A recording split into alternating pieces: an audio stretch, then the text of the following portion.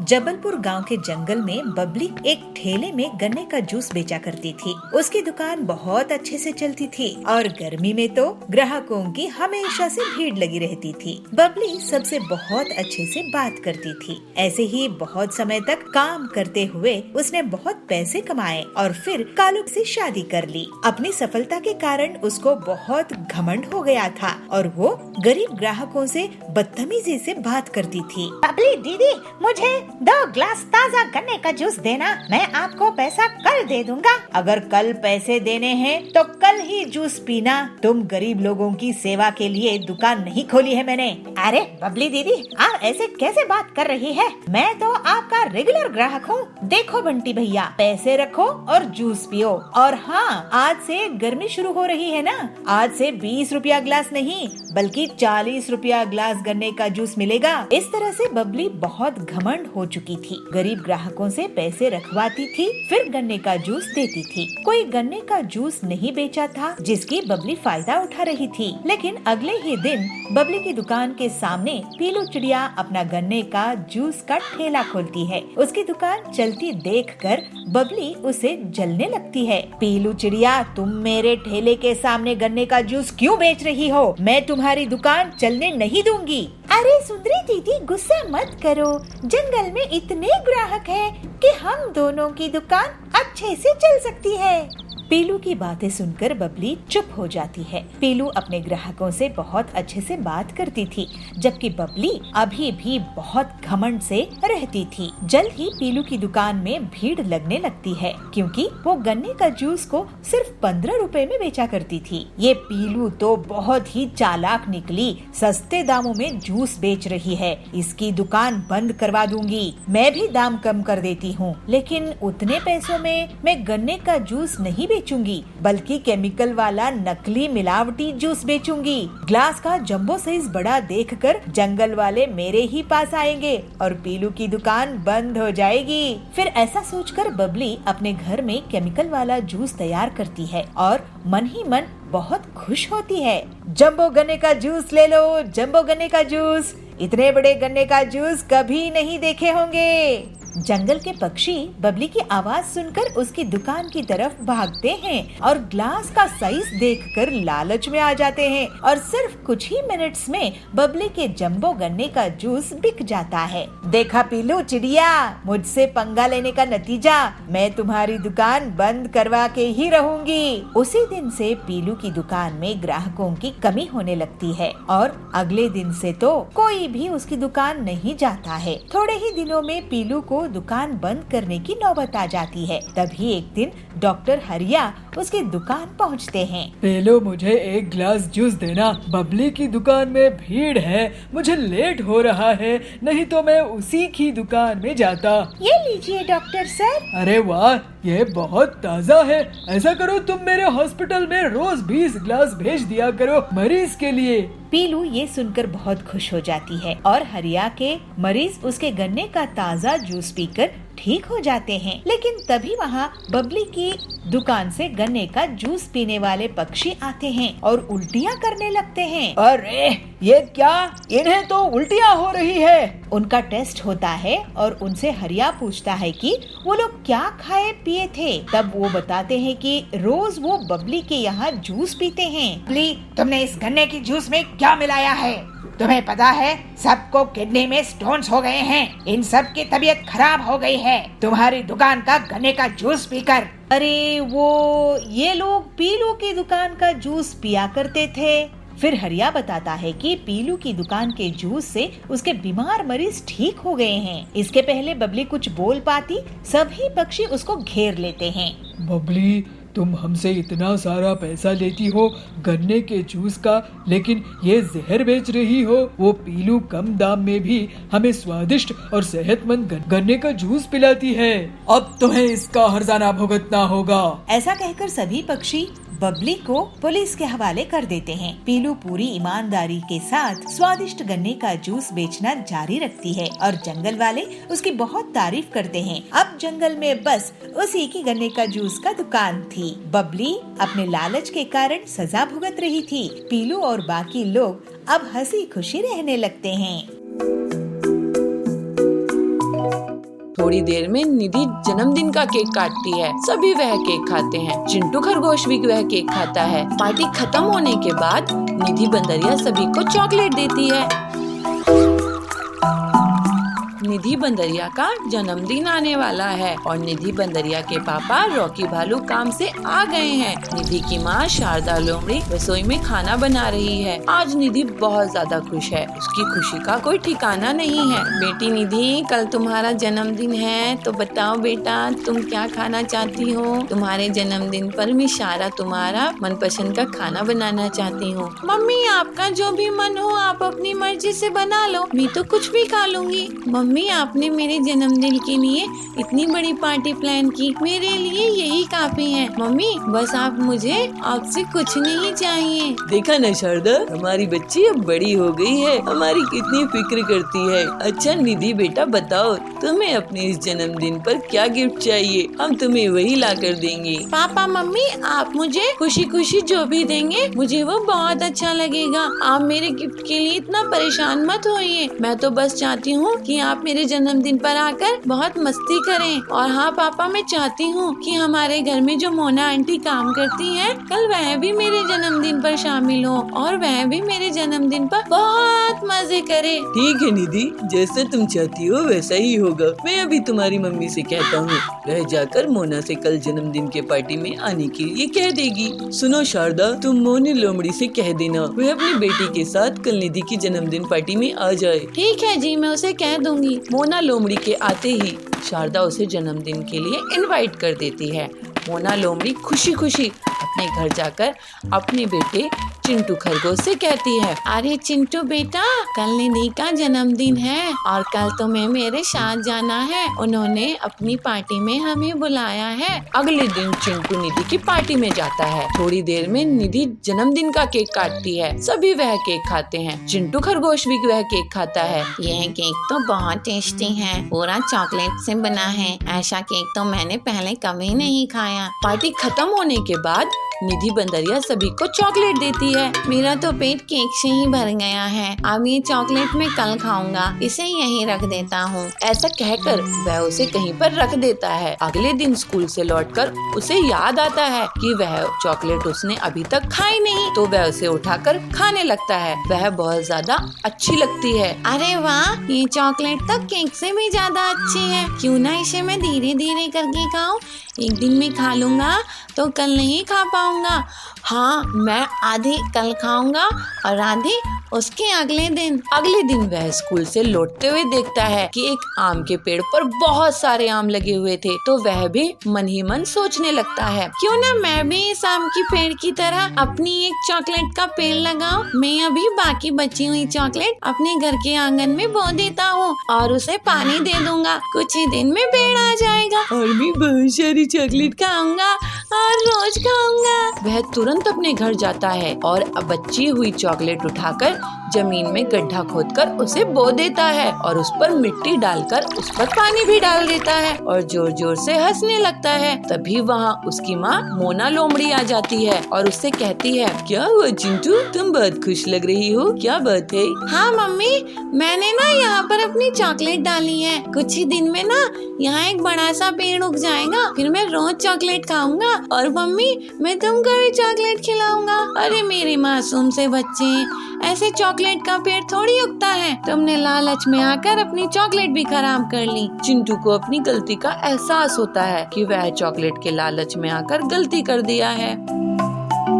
टुन्नू लोमड़ी चोर को पकड़कर उसको पुलिस के हवाले कर देते हैं। पिंकी, दादाजी मुझे माफ कर दो। तू क्यों माफी मांग रहा है? तूने क्या किया? इसलिए क्योंकि मैं रॉकी को जंगल में छोड़ आया था। पर पिंकी बंदरिया और कुन्नू सियार भाई बहन हैं। वो गांव में अपने मम्मी पापा और दादा दादी के साथ रहते हैं। एक दिन स्कूल में आते समय पिंकी बंदरिया की नजर कीचड़ में सने एक कुत्ते पर गई। वो बहुत छोटा था और रो रहा था। पिंकी को उस पर तरस आ गया, इसलिए वो उसके पास गई और अपनी बोतल का कच्चा पानी उसने उस पर डाला और उसे अपनी गोद में उठा लिया। पिंकी छोड़ इसे, देखिए कितना गंदा है और कितनी बदबू आ रही है इसमें से, छी छोड़ इसको। नहीं कुन्नू, मैं इसको नहीं छोड़ सकती, पता नहीं इसके माँ बाप कहाँ हैं और देखो तो बेचारा रो रहा है। मैं इसको अपने साथ लेकर चल रही हूँ, ठीक है ना। पिंकी उस कुत्ते को अपने साथ ले आती है और उसको खाना खिलाती है और उसे अपने पास लेटाकर टीवी भी दिखाती है। कुन्नू ये देख बहुत गुस्सा हो जाता है। पिंकी उतार इसको,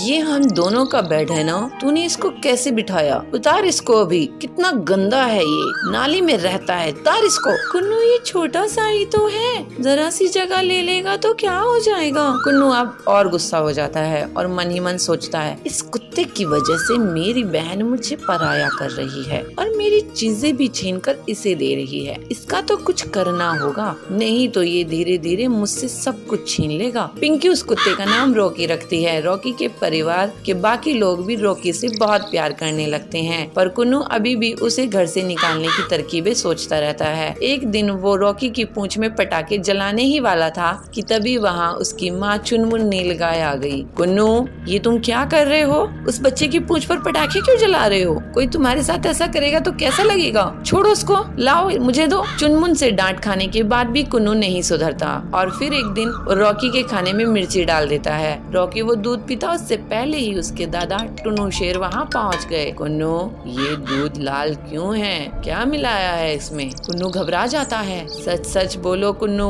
नहीं कुछ भी नहीं दादाजी, वो तो ऐसे ही हो गया। मैं जानता हूँ तुम रॉकी को जरा भी प्यार नहीं करते हो और उसे घर से निकालना चाहते हो, पर बेटे ये बेचारा भी बहुत छोटा है, तो जानता भी नहीं कि तुम इसके साथ क्या क्या कर रहे हो, इसलिए ये सब छोड़ो और उसके साथ प्यार से पेश आओ, ठीक है। दादा के समझाने पर भी कुन्नू नहीं समझता और फिर एक रात वो रॉकी को लेकर जंगल में चला जाता है और उसे कहीं दूर छोड़ाता है और घर आकर सो जाता है। अब उस रॉकी को मैं ऐसी जगह छोड़ कर आया हूँ जहाँ से वो चाह कर भी वापस नहीं आ सकता और मैं जीऊंगा चैन की जिंदगी। अंधेरी रात हो चुकी थी, घर में सब सो चुके थे कि तभी एक लोमड़ी चोर उनके घर में घुस जाती है और एक एक करके घर का सारा कीमती सामान चुरा लेती है। पर जैसे ही वो घर के बाहर कदम रखती है वैसे ही रॉकी भौंकने लगता है और घर वाले सारे लोग जाग जाते हैं। तब तक रॉकी लोमड़ी चोर को हिलने तक नहीं देता। अच्छा, तो ये चोर हमारे घर में चोरी करने आया था, शाबाश रॉकी, अगर आज तुम नहीं होते पता नहीं क्या हो जाता। टुन्नू लोमड़ी चोर को पकड़कर उसको पुलिस के हवाले कर देते हैं। पिंकी,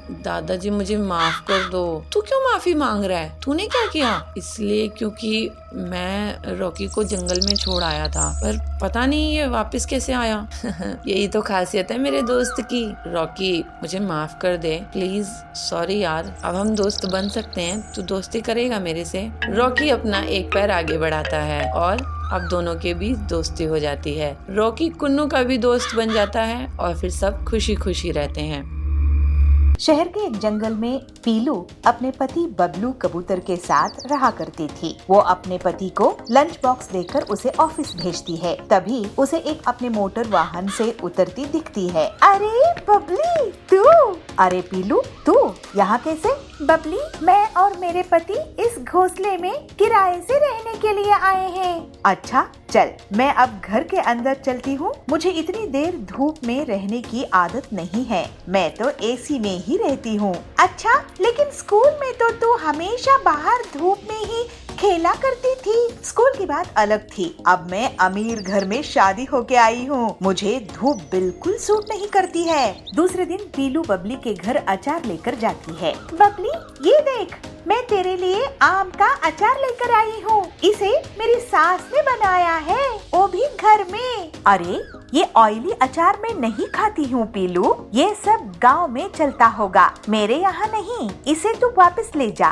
पीलू उदास होकर कहती है, ओहो बबली, तेरी लाइफस्टाइल तो बहुत बदल गई है, चल ठीक है मैं अब चलती हूँ। ऐसे कहकर पीलू वापस अपने घर चली जाती है। ऐसे ही कुछ दिनों बाद करवा चौथ का त्योहार आता है। पीलू अपने पति से कहती है, बबलू जी मैं ये साड़ी करवा चौथ पे पहनूं तो कैसी लगेगी। पीलू, तुम भी क्या सोचती होगी कि कैसा पति मिला है, किराए के घर में रखा है, नई साड़ी भी नहीं दिला सकता। लेकिन क्या करूं, मेरी तनख्वाह इतनी कम है कि महीना पूरा होने के पहले ही सारा पैसा खत्म हो जाता है। काश इस त्योहार में मैं तुम्हें कम से कम एक अच्छी साड़ी दिला पाता। बबलू जी, आपका प्यार ही मेरे लिए असली दौलत है। आप चिंता मत करो, सब ठीक हो जाएगा। तुम सच में बहुत अच्छी हो पीलू। ये लो 1000 रुपए और इससे करवा चौथ का सामान ले आना। ठीक है जी, मैं पूजा का सामान ले आऊंगी। शाम में पीलू के घर बबली आती है। पीलू, आज करवा चौथ मनाने के लिए सभी बंगलों में आ रही है, तू भी आ जाना। मेरे बंगलों की छत से चांद साफ साफ दिखता है। तुम लोगों की छोटे छोटे घोंसलों में शायद वो सही से निकलेगा नहीं, फिर तुम लोग भूखी रह जाओगी। अगर सब आ रही है तो मैं भी आ जाऊंगी बबली। अब मैं चलती हूँ, मुझे तैयारी करने के लिए पर्सनल स्टाइलिस्ट आने वाली है। वो 50,000 ले रही है मुझे स्टाइल करने के लिए। तुम लोग तो खुद से तैयार हो जाना। रात में सभी बबली के बंगलों में पहुंच जाती है। पीलू भी वहां जाती है। अरे वाह बबली, तुम्हारी साड़ी तो बहुत ही अच्छी लग रही है। ये मेरे मुंबई जंगल के पर्सनल फैशन डिजाइनर ने मुझे डिजाइन करके दिया है। अरे तेरी मेहंदी, उसकी डिजाइन भी कमाल है। ये 25,000 की है। तुम्हारी मेहंदी के खर्च से हमारा पूरा घर ही चल सकता है। सब हंसने लगते हैं। चलो अब चांद निकलने वाला ही है, लेकिन मेरे पति नहीं आए हैं। उनके हाथों से मैं फिल्टर्ड वाटर पीऊंगी, उसके बाद ही अपना व्रत तोड़ूंगी। एक के बाद एक सभी चिड़ियाएं अपने पति का चेहरा चांद के साथ देखकर साथ ही व्रत पूरा कर लेती है। पीलू भी बबलू के साथ व्रत पूरा कर लेती है, लेकिन बबली के पति अभी तक नहीं आते हैं। फिर सभी अपने अपने घर चली जाती है। देर रात को पीलू बबली को फोन लगाती है। अरे बबली, फोन क्यों नहीं उठा रही है? उसके पति घर आए कि नहीं? ऐसे कहते हुए वो अपने पति के साथ बबली के घर जाती है। वहाँ वो देखती है कि बबली अपने हॉल में बेहोश पड़ी हुई है। फिर पीलू तुरंत ही डॉक्टर को फोन लगाती है। इन्हें तो डिहाइड्रेशन हुआ है, इन्हें मैं एक इंजेक्शन देता हूँ, इससे इनकी हालात संभल जाएगी। इनके पति को जल्दी से बुलाओ। फिर बबलू तुरंत ही बबली के पति के ऑफिस पहुंच जाता है और उन्हें पूरी बात बताता है। वो दोनों जल्द से जल्द घर वापस आते हैं। आप कहाँ रह गए थे? आपका फोन नहीं लग रहा था। बबली, तुमने मुझे बताया ही नहीं कि आज तुमने करवा चौथ का व्रत रखी है। चलो अब जल्दी से अपना व्रत पूरा कर लो। फिर पीलू की मदद से बबली अपना व्रत पूरा कर लेती है। बबली, तुमने भाई साहब को व्रत के बारे में क्यों नहीं बताया? मैं फैशन और मेकअप में इतना ध्यान ही नहीं दी कि मुझे इन्हें बताना था, याद ही नहीं रहा। पीलू, तुम्हारी सादगी से मैं सीखूंगी कि इतने कम पैसों में भी कैसे अच्छे से रहते हैं। अब मैं अपनी दौलत के लिए इतनी घमंडी नहीं रहूंगी। उसके बाद से बबली सुधर जाती है और सादगी से अपना जीवन बिताने लगती है। चिंकू और रिंकी नाम के दो प्यारे से खरगोश बच्चे अपने मम्मी पापा के साथ रहते थे। जहाँ चिंकू एक शांत बच्चा था, वहीं रिंकी बहुत ज्यादा बोलती थी। रिंकी की बहुत ज्यादा बोलने की आदत उसे सभी से दूर कर देती थी, मगर फिर भी वह लगातार बोलती ही रहती थी, बिना बात के बोलती रहती थी। उसके मम्मी पापा ने उसे बहुत समझाया, मगर फिर भी वह नहीं समझती थी। एक दिन, बेटा चिंकू और बेटी रिंकू, आओ चलो खाना खा लो, बहुत मस्ती हो गई। अब चलो, कल सुबह स्कूल भी जाना है ना, जल्दी से खाना खाकर सो जाओ, वरना सुबह जल्दी उठ नहीं पाओगे। चिंकू और रिंकी खरगोश खाने के लिए आते हैं। वह खाना खाने लगते हैं तो चिंकू अपनी मम्मी से कहता है, अरे वाह मम्मी, क्या बात है, आज तो आपने पापा के मनपसंद का खाना बनाया है। आज तो पापा खाएंगे तो बहुत खुश हो जाएंगे और मम्मी आपकी बहुत तारीफ करेंगे। क्या चिंकू, क्या कह रहे हो? ऐसा भला क्या अच्छा लगेगा पापा को? पापा से पूछ लेते ना कि उन्हें क्या खाना है। अगर उनका मन कुछ और खाने का हुआ तो फिर तो तुम्हारा सारा खाना बर्बाद चला जाएगा ना मम्मी। इसलिए आपको पहले ही पापा से पूछ लेना चाहिए था कि उनको क्या खाने का मन है। और मम्मी, मुझे तो ये सब्जी बिल्कुल भी अच्छी नहीं लग रही, पता नहीं पापा कैसे खा लेंगे। तभी सोनू हाथी भी काम से आ जाता है और हाथ मुंह धुलकर खाना खाने बैठता है। अरे ईशु, आज तो तुमने मेरी पसंद का खाना बनाया है। तुमने तो आज मुझे सच में बहुत ही अच्छा सरप्राइज दे दिया। यह सुनकर ईशु लोमड़ी खुश हो जाती है। सभी खाना खा लेते हैं और सोने के लिए चले जाते हैं। अगले दिन जब चिंकी रिंकी दोनों स्कूल से आ जाते हैं तो थोड़ी देर बाद ही घर पर दिल्ली वाली बुआ मोनी हिरण आती है और वह बच्चों के लिए तोहफा भी लाती है। चिंकी, रिंकू कैसे हो तुम? देखो मैं तुम्हारे लिए क्या लाई हूँ। चिंकू तुम्हारे लिए रिमोट वाली गाड़ी और रिंकी तुम्हारे लिए एक प्यारी सी गुड़िया। देखो। थैंक यू बुआ जी, आप बहुत अच्छी हो। मगर रिंकी को तो बोलने की आदत थी, वो चुप कैसे रह सकती थी। अरे बुआ जी, आप ये कैसा तोहफा ले आई? मेरे पास तो पहले से ही गुड़िया थी। अगर आपको मेरे लिए कोई गिफ्ट लाना था तो मुझसे पूछ लेती ना, या मुझे साथ ले चलती, मैं अपनी पसंद से कोई गिफ्ट ले लेती। अब ये गुड़िया तो बेकार ही जाएगी, मैं इसका क्या करूँगी? मोनी हिरण बुआ थोड़ा सा हिचकिचाते हुए कहती है। ठीक है रिंकी, अब से मैं जब भी तोहफा लाऊंगी तो तुम्हें अपने साथ ही ले चलूँगी। क्यों, अब ठीक है ना? हाँ बुआ जी। तो चले फिर। कहाँ? मेरा गिफ्ट लेने। और कहाँ? अभी नहीं, अगली बार जब आऊँगी तब तुम्हें लेके चलूँगी। तभी वहाँ पर सोनू खरगोश आ जाता है और कहता है, अरे कहाँ जाने की बात हो रही है बुआ भतीजी की? पापा बुआ हमारे लिए गिफ्ट लाई। देखो ना, बुआ ने मुझे ये गुड़िया दी है। ये मेरे पास पहले से थी। मैंने बुआ से कहा है कि अगली बार मेरे लिए कुछ लाएं तो मुझे अपने साथ लेके चले, मैं अपनी पसंद का गिफ्ट ले लूँगी। यह सुनकर सोनू का मुंह खुला का खुला रह जाता है। तभी ईशू दोनों बच्चों को अंदर भेज देती है। सोनू अपनी बहन मोनी से बहुत बातें करता है। बहुत देर के बाद मोनी हिरण सोने जाती है तो रिंकी कहती है, अरे बुआ जी आप अभी से सो रहे हो? मैं तो बहुत देर से सोती हूँ। मोनी हिरण कुछ देर बाद खाना खाने जाती है। बुआ आप अभी खाना खा रहे हो? मैं तो कब का खा चुकी हूँ। बुआ आप अब सोकर उठी हो? कब की सोकर उठ चुकी हूँ। रिंकी खरगोशनी की वजह से मोनी हिरण बुआ को बहुत गुस्सा आने लगता है, इसलिए वह वापिस अपने घर जाने लगती है। तो चिंकू और रिंकी बुआ से कहते हैं, बुआ अगली बार आप मेरे लिए समोसे लेकर आओगे ना? बुआ मेरे लिए एक डॉल हाउस। हाँ चिंकू, मैं तुम्हारे लिए बहुत सारे समोसे लाऊंगी बेटा, तुम टेंशन मत लो। ऐसा कहकर बुआ चली जाती है। रिंकी यह देखकर उदास हो जाती है कि बुआ ने उसकी बात का कोई भी जवाब नहीं दिया।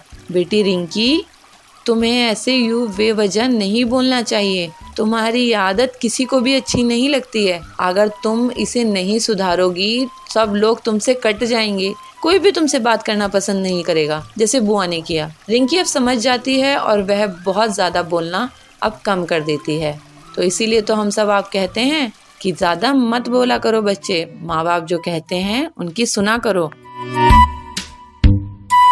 नैनपुर गांव के जंगल में पीलू की एक छोटी सी बेकरी की दुकान थी।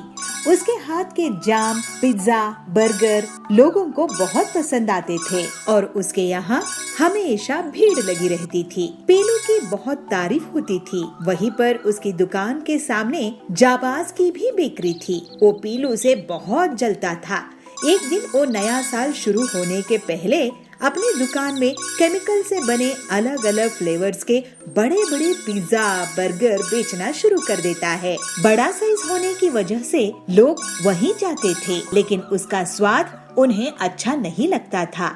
इससे पीलू की दुकान में अब लोग कम जाने लगे। ऐसे ही एक दिन ब्रेड सप्लाई करने वाला बबलू पीलू के पास पहुंचता है। पीलू बहन, क्या बात है? आप आजकल पिज्जा, बर्गर, ब्रेड्स का ऑर्डर नहीं कर रही हो? नया साल आने वाला है, अब तो लोग ज्यादा डिमांड करेंगे। क्या बताऊं बबलू भाई, उस कालू के कारण मुझे बहुत नुकसान हो रहा है। मैं तो दुकान बंद करने की सोच रही हूँ। अरे ऐसे अपशगुन बातें मत करो बहन, ऐसे हार मत मानो। तुमने बहुत मेहनत से दुकान बनाई है। लेकिन भाई साहब, आप तो अच्छे से जानते हो मुझे बहुत नुकसान हो चुका है। अब मैं और नुकसान नहीं ले सकती। नया साल में सब खुशियाँ मनाएंगे, लेकिन मेरी दुकान बंद हो जाएगी। मैं उधार लेकर दुकान नहीं चलाऊंगी। तुम फिक्र मत करो पीलू बहन, मैं तुम्हारे लिए रास्ता निकालता हूँ। मेरे जीजा जी अफ्रीका के जंगल में फ्रूट्स का काम करते हैं।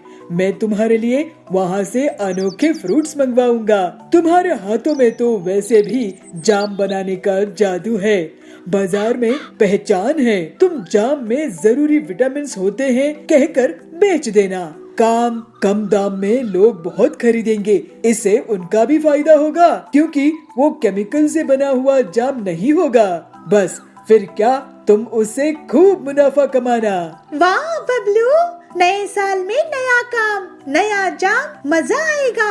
अगर अफ्रीका से फल आए तो। पीलू तैयार हो गई और फिर बबलू उसको अफ्रीका के इम्पोर्टेड फल लाकर देता है, जिसे पीलू शाम में कम पिज्जा बर्गर बनाती है और उसे अपनी सहेली की बेटे टिल्लू को टेस्ट कराती है। बेटा, ये नए जाम पिज्जा बर्गर है, तुम जरा इसे टेस्ट करके तो बताओ कि ये कैसे बने हैं। तो टिल्लू कहता है, वाह आंटी, ये तो बहुत टेस्टी है, मैंने तो ऐसे कभी नहीं खाए। और फिर नए साल में पीलू अपनी बेकरी में जाम पिज्जा बर्गर्स बेचने लगती है। उसकी बेकरी में नए साल में नए फ्लेवर लेने के लिए बच्चों की भीड़ इकट्ठा हो जाती है और जल्दी ही पूरे जाम पिज्जा बर्गर बिक जाते हैं। इसके बाद से वो लगातार बबलू से अफ्रीका के फ्रूट्स मंगवाने लगती है। पीलू अपने जाम पिज्जा बर्गर्स को बहुत कम दाम में बेचती थी और वो केमिकल के भी नहीं थे। इसकी वजह से जाबाज की बेकरी अब ठप पड़ने लगी। पीलू के जाम पिज्जा बर्गर्स को अब बड़े बड़े ऑर्डर्स मिलने लगे और वो बहुत अमीर हो गई। लोग उसके जाम पिज्जा बर्गर को नए साल के बड़ी बड़ी पार्टी में ऑर्डर करने लगे, लेकिन पीलू ने उसके दाम नहीं बढ़ाए। इस वजह से गरीब लोग भी उसके जाम पिज्जा बर्गर को खा सकते थे। फिर पीलू अपना जीवन हंसी खुशी बिताने लगी और पुलिस की बाइक को ही चुराकर भाग जाता है। ये सब बबलू अपनी बर्तन बाइक से देख रहा था। फिर वो तुरंत ही कालू कौवे का अपनी बर्तन बाइक से पीछा करने लगता है और उसे जोर से एक लात लगाता है। कालू की बाइक डगमगा जाती है और कालू जोर से गिर जाता है। बिलासपुर में बबलू नाम का कबूतर रहता था। वो किसी भी चीज से कोई भी सामान बनाने की हुनर रखता था, जैसे प्लास्टिक की बोतल से नाव बनाना, कार्डबोर्ड से सजावटी सामान बनाना वगैरह। ये बात उसकी माँ पीलू को पसंद नहीं थी। बेटा बबलू, तू हमेशा कुछ न कुछ करता ही रहता है, लेकिन काम की एक भी चीज नहीं करता। आखिर कब सुधरेगा तू? तेरी शादी भी तो करवानी है। माँ, मैं काम करके जितना पैसा कमाता हूँ उतने में घर का खर्चा तो चल जाता है ना। तुम मुझे ताना कब बंद करोगी? घर खर्च का जितना पैसा आता है उतना तो तू घर के सामान से फालतू की चीजें बनाने में लगा देता है। घर की पूरी बोतल्स, घर की अलमारी की लकड़ी सब बेकार गई। मैं इतनी मेहनत मजदूरी करके घर चला रही हूँ और एक तू है कि सारा सामान कबाड़ा कर देता है। माँ, मुझे कुछ दिन और दो, तुम जरूर एक दिन मुझ पे गर्व करोगी। भगवान करे वो दिन जल्दी आए, नहीं तो तू तो हमारा घोंसला ही बिकवा देगा। इस तरह से कुछ दिन और बीत जाते हैं। एक बार बबलू के घर में बर्तन दिखाई नहीं दे रहे थे, तो उसकी माँ उसे आवाज लगा के कहती है, बबलू, ओ बबलू, कहाँ है तू? हाँ माँ, क्यों आवाज दे रही हो? बताओ क्या काम है? बेटा, लगता है घर में चोरी हो गई है। एक भी बर्तन दिखाई नहीं दे रही है। चल हम पुलिस स्टेशन में कंप्लेंट करते हैं। नहीं माँ, बर्तन कहीं नहीं गए हैं। आओ अपने घोंसले के पीछे चलो, मैं तुम्हें दिखाता हूँ। फिर बबलू अपनी माँ को घोंसले के पीछे लेके जाता है और वहाँ बर्तनों से बनी एक मोटरसाइकिल दिखाता है और बबलू कहता है, माँ ये देखो, है ना कमाल की चीज। अरे नालायक, ये क्या कर दिया तूने? अब मैं घर का खाना किसमें बनाऊंगी? ये बर्तन की बाइक कौन चलाएगा? तू तो मुझे बर्बाद ही कर देगा। तभी वहाँ सुंदरी आती है। अरे पीलू, ये बबलू को क्यों मार रही हो? इसने ऐसी मोटरसाइकिल बनाई है कि सब इसे देखते ही रहेंगे। नहीं सुंदरी बहन, ये बबलू पता नहीं कब मुझे तंग करना बंद करेगा। जंगल में कालू कौवा मोटरसाइकिल बाइक्स चोरी करता था। घर से या बाजार से वो बाइक चुराने में कामयाब हो ही जाता था। पक्षी उसकी कंप्लेंट लेकर पुलिस बाज के पास पहुँचे। इंस्पेक्टर बाज जी, हमारी बाइक रोज चोरी हो रहे हैं, आप कुछ कीजिए ना। और यार, तो मेरे 5 साल में बेटे की बाइक भी चुरा के ले गया। मैं तो लुट गया इंस्पेक्टर भाईजान। लगता है ये काम कालू कौवे का है। एक बार हाथ लग जाए तो मैं उसे बड़ी जेल में डलवा दूंगा। लेकिन उसके लिए आपको कितना टाइम लगेगा इंस्पेक्टर साहब? इतने दिनों में तो वो सारे जंगल की बाइक्स चुरा लेगा और किसी के पास मोटरसाइकिल बाइक्स नहीं बचेंगे। हाँ, बंटी जी, कालू को जो कोई भी पकड़वाने में पुलिस की मदद करेगा, मैं उसे सरकार से 50,000 का इनाम दिलवाऊंगा। इस तरह से सभी वहाँ से चले जाते हैं। कालू ये सब दूर बैठकर सुन रहा था। ऐसा क्या? मुझ पर इनाम? अब मजा चखाऊंगा इन पुलिस वालों को। मैं इनकी ही बाइक चुरा के भाग जाऊंगा और इन्हें पता भी नहीं चलेगा। थोड़ी देर बाद ही पुलिस स्टेशन में कालू कौवा मच्छर मारने की दवाई से धुआं धुआं कर देता है और पुलिस की बाइक को ही चुरा कर भाग जाता है। पुलिस बाज का सर चकरा रहा था, वो कुछ नहीं कर पाया। ये सब बबलू अपने बर्तन बाइक से देख रहा था। फिर वो तुरंत ही कालू कौवे का अपनी बर्तन बाइक से पीछा करने लगता है और जल्दी ही बबलू कालू की बाइक के पास पहुंच जाता है और उसे जोर से एक लात लगाता है। कालू की बाइक डगमगा जाती है और कालू जोर से गिर जाता है। बबलू अपनी बर्तन बाइक से कालू को पकड़ने में कामयाब होता है और फिर उसे पुलिस स्टेशन लेके आता है। अरे ये क्या? ये कौन सी नायाब बाइक है जिससे तूने मुझे पकड़ा है? ये मेरी स्पेशल बर्तन बाइक है। ऐसी बाइक तो मैंने पहले कभी नहीं देखा। और अब तुम ऐसी बाइक को क्या, कैसी भी बाइक को नहीं देख पाओगे, क्योंकि अब तुम जेल में पड़े रहोगे। फिर अगले दिन पूरे जंगल के सामने बबलू को पुलिस के द्वारा पूरे 50,000 का इनाम दिया जाता है। बबलू की माँ बहुत खुश होती है और कहती है, वाह बबलू, तूने तो मेरा नाम रोशन कर दिया बेटा। पूरे गांव में तेरी बर्तन बाइक अब फेमस हो गई है और तू भी। इस तरह से अब बबलू के अनोखे काम पूरे जंगल में प्रसिद्ध हो गए। उसके पास अब पैसे आने लगे और बबलू अपनी माँ पीलू के साथ हंसी खुशी रहने लगा।